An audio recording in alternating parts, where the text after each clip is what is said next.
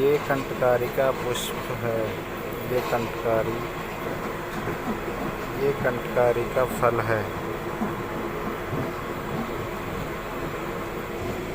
कंटकारी का पत्थर।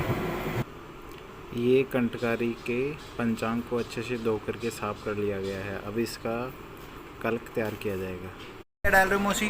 40 पत्र। 40 पत्थर। ये शुंठी। हाँ। और ये क्या था इसमें? मैं तुमको बाद में बता दूंगी क्या था। ये इसमें वासा डाला गया है, ग्रीन वाला।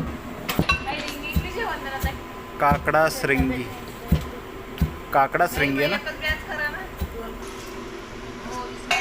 ये विडंग है। विडंग, वावडिंग और विडंग। वाई विडंग, हाँ।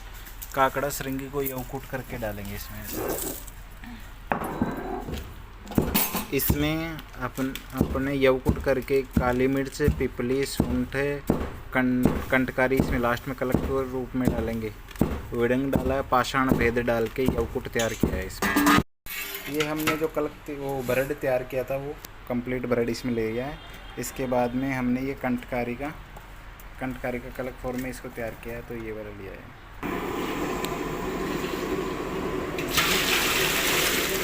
इसमें ये पानी ऐड किया जा रहा है।